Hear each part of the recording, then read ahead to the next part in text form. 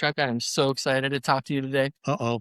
Oh, Well, the reason I bring this up um, is specifically because of how you and I met. okay. And I think this topic speaks to something you and I both discussed privately, but we've never put on the podcast before. All right. And that comes to the fact that when we first met as a former NCO, I had been introduced to you to know that you were senior staff. I knew that everybody else at the table who was not me was senior staff. So somehow I got put at the same table because I went, oh, we're all military. Throw them at a table. Yeah, a little different. But you introduced yourself in that moment as Chuck, Right. and I've only known you as Chuck. Right. And yet, when I talk to others who know you from before, heels come together.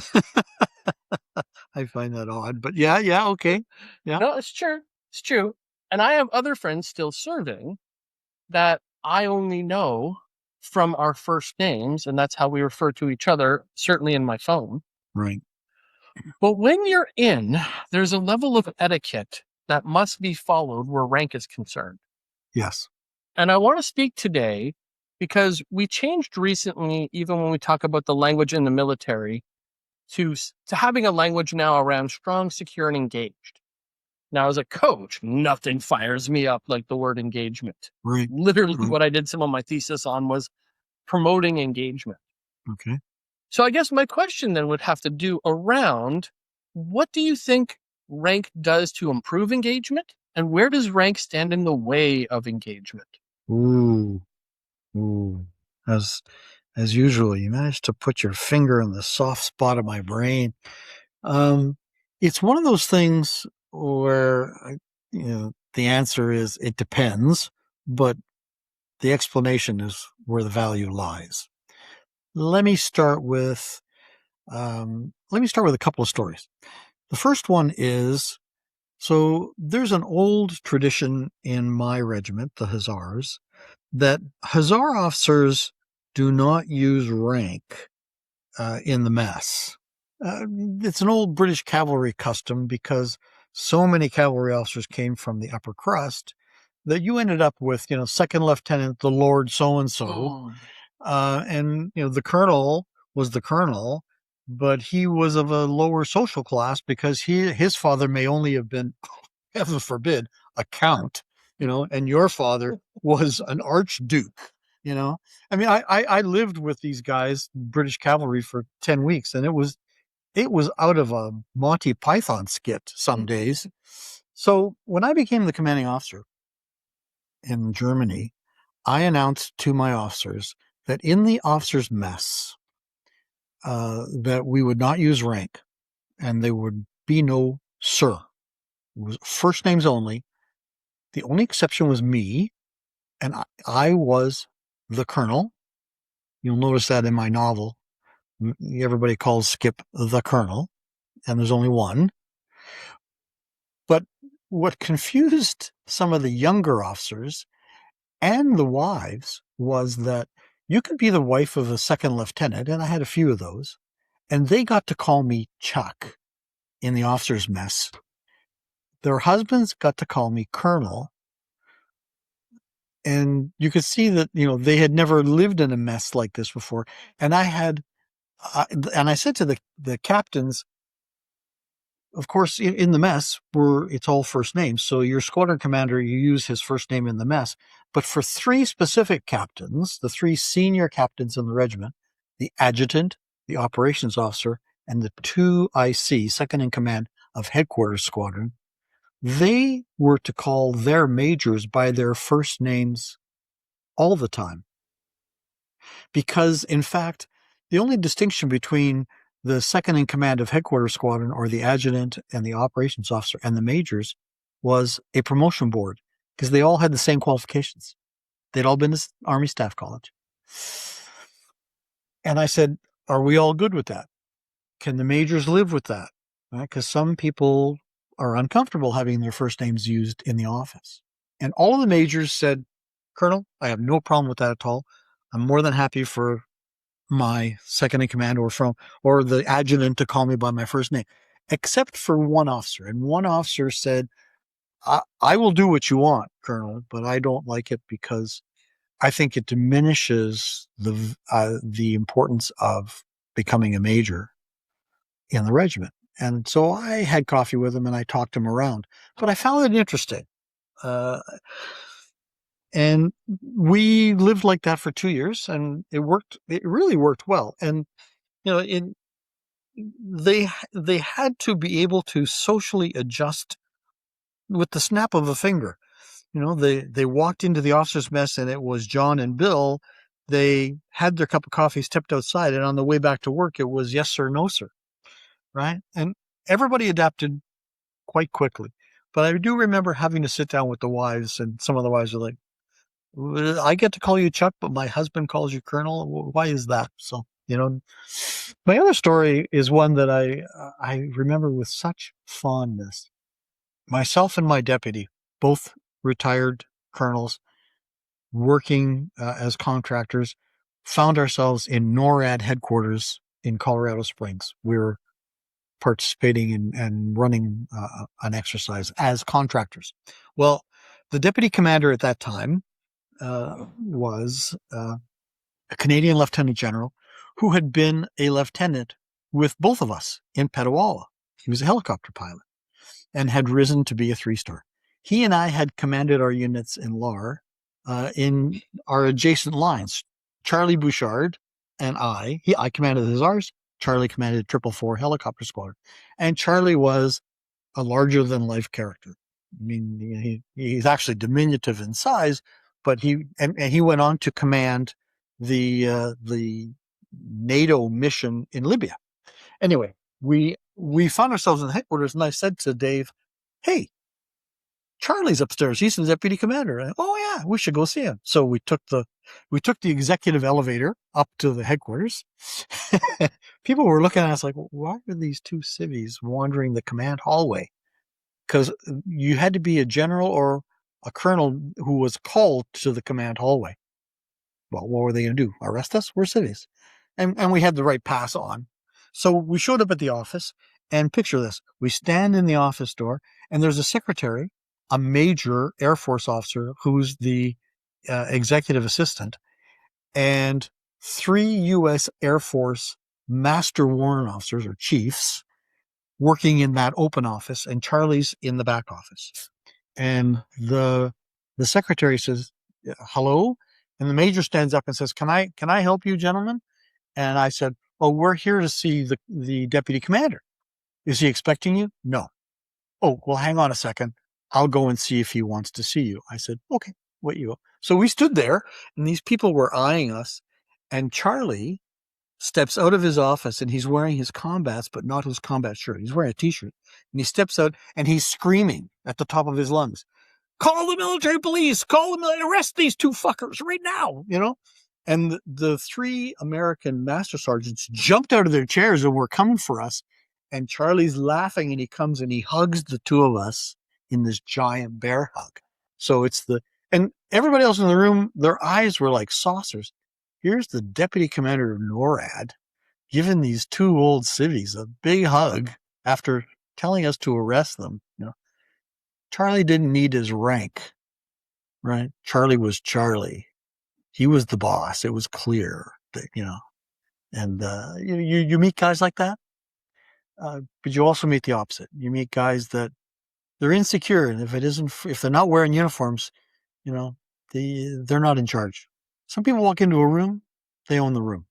Charlie was one of those guys, right? I absolutely love the way you tell both of those stories, because for me, what I'm hearing in both of them that's common is rapport. Okay. So as a coach, I'm always about rapport, right? Coach, you've got to have that connection that goes back and forth. And I like, especially in the first one, you talk about being in the mess, right? The switch. Yes. That there's a switch that goes back and forth. Mm-hmm. To me, rank has always been a function of function. Yeah. I know that you're a person. You know that I'm a person. We know that we each have talents, values, and skills, as well as our attributes. But when we're functioning, you have a function, I have a function, we do those functions. Right. In that space. But when we go to a mess, we can take our ranks off Yes. and be a different person. Now, that's tough to do cross-messing. It is. It is. Except for, and I'll say this except for in theater. Right. Because theater is one of those few places where I could sit with various people and no one would say anything because it was after hours. Yeah. You know what I'm saying? I'm getting into? I do. But it's also true that you were in theater as a special forces guy, and special forces, one of their building blocks was we have no rank. Well, and I'll tell you a funny Navy story. It's literally my first day in theater. And I don't know, I'd just come, I've been dealing with Seesaw. We got to theater. I didn't know anybody who was leaving. Right. And so all I saw was a person sitting by themselves at a table. And, being a social guy, I was like, well, that person could use someone to talk to. Then I'm a guy. They could talk to me. So I sat down with the outgoing RSM. Oh, okay. And looked at all the other people going, who's that guy sitting down with the outgoing?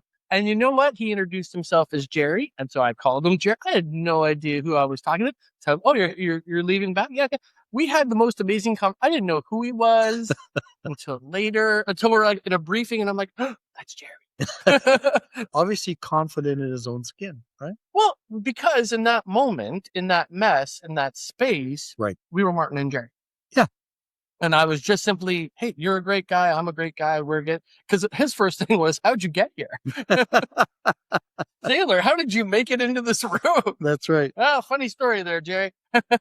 And there are, of course, lots of militaries around the world where stuff like that is not possible. Yeah. Now, what I remember, and this is true too, when I came back to Canada, came by and said hi. Oh, yeah. Yeah. Do you know what I mean? I do. Yeah. Because rank wasn't the issue. No. Connection was, and engagement was. And he was obviously a top-notch leader. Amazing. And so I often wonder, do we do ourselves a disservice by not allowing everybody to do that professional switch you talked about in the mess? Yes and no. Yes and no.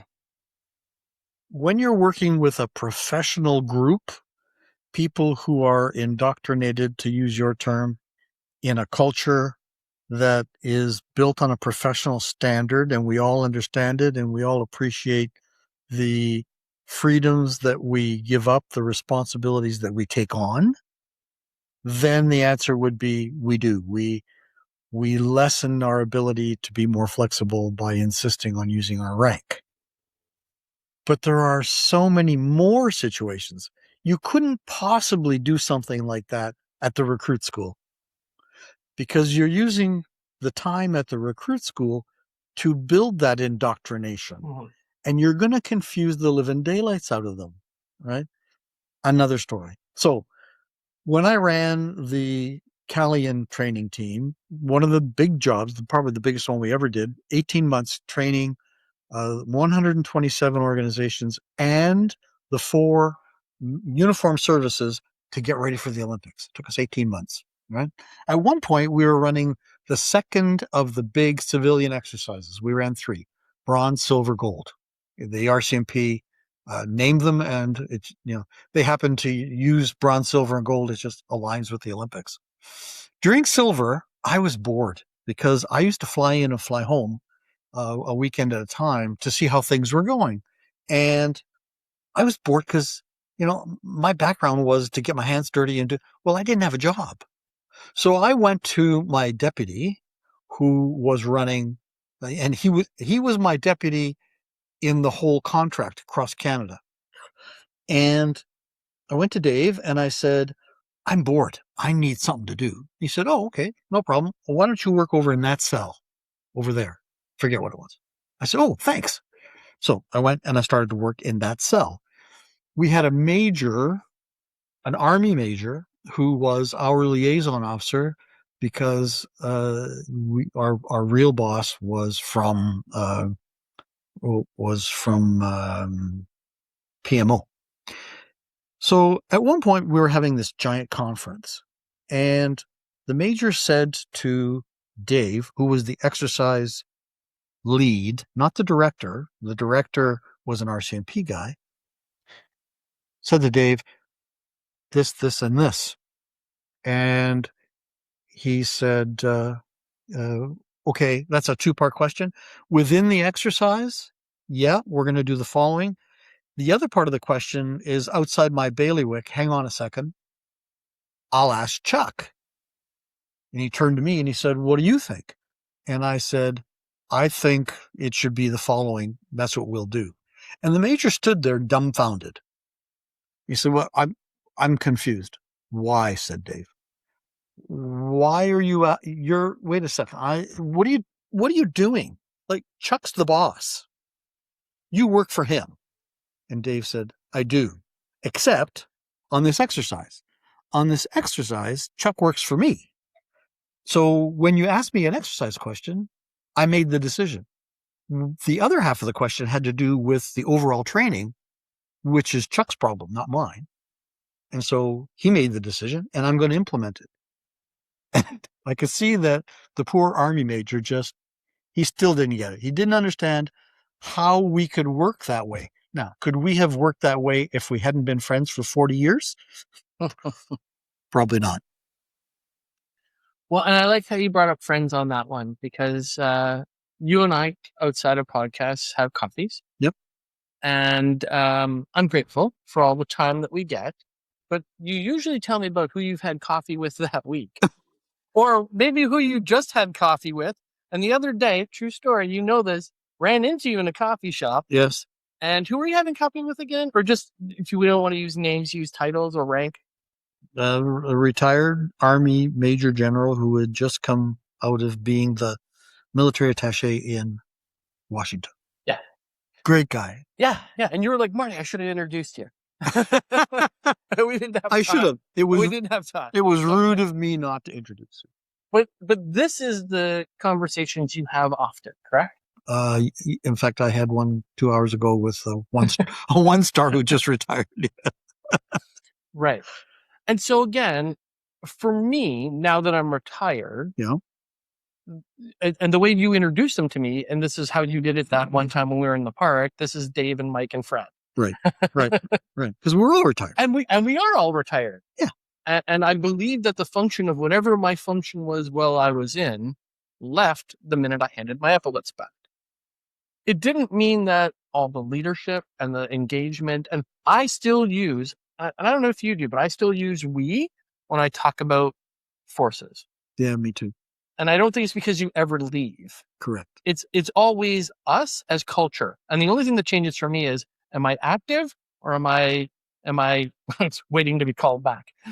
Well, and I say that because given a moment, it could happen. It could happen.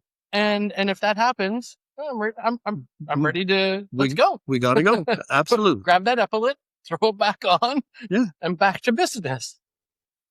But that's a different way of thinking than your average person. Yes. And so if I'm looking at engagement, which is where our conversation started, what are some ways that your average Canadian could understand what happens in terms of military engagement and what that really means for the bonds that are created? The best way to describe it to someone who's never worn a uniform or lived in a military family, I think, would be to describe, look, you live in an extended family. So your mom and dad are your mom and dad, but you call them mom and dad, but your mother might be the president of a hedge fund and your dad might be the prime minister, but you don't call them prime minister at the dinner table. And my sons had to live with that because, they went to military college while I was in uniform. And so, when we were in private, it was dad. But when I was also their fencing coach on the varsity fencing team, and they would always call me colonel or coach. And, early on, like some of their friends were like, I overheard them like, hey, Morgan, you call your dad colonel? Well, yeah, we're in public. He's the colonel and he's the coach. What do you want him? Well, wouldn't you call him dad? I do call him dad when we're alone and we're not here. It's a different scenario. So, you're in a civilian family. you may have an uncle who's a Nobel laureate, or, you may have an uncle who just got knighted by the king, right? So it depends on the social context.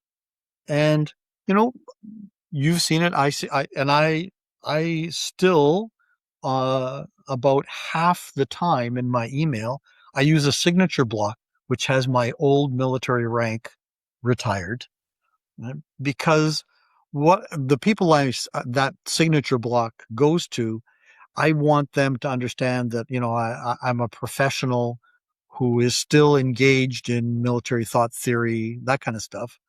But, I don't use that signature block when I'm sending an email to my wife or to my friends or to my classmates.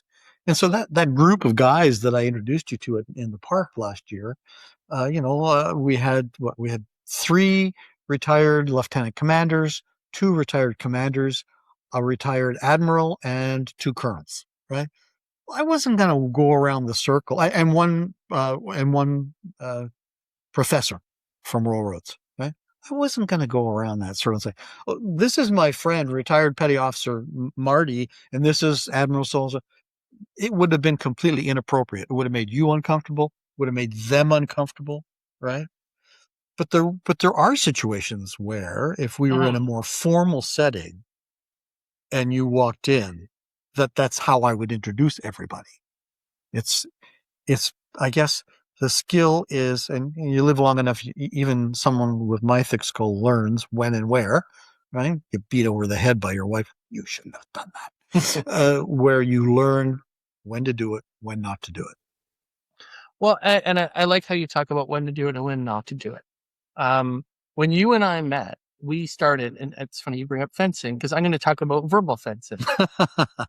You started picking on the Navy. I started picking on the Army. You guys are such easy targets. Oh, yeah. Senior service got you really. But I say that because we started talking about then leadership and enlightenment. Yes. You brought out the fact that you go by the enlightened soldier. That's right. And you were talking about how enlightened soldiers, things like this. And I came back with, you just haven't met an enlightened sailor yet. That's right. Because there's rank, but there's also commonality.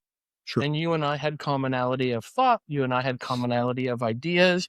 And we had one more commonality that just absolutely sealed the deal. And that's because at the table, this never came out. But then I sent you my email and it had my last name. Right. And we realized we're both Italian. We're from the same shallow end of the gene pool. That's right. And that allowed for an engagement that has created many a conversation. Yeah. And so if I asked you with a couple minutes left, what's your secret sauce for engagement? What's your secret sauce? Find a hook. When you're speaking to someone, if you can find a hook, then you start to build a bond. It may be tenuous at first, right? But it's like the old line, if you can make that person laugh, then you've disarmed them already because they're laughing. They're not going to be angry with you. You can get away with a lot of stuff. The perfect example, the best example I can think of on short notice would be Don Rickles.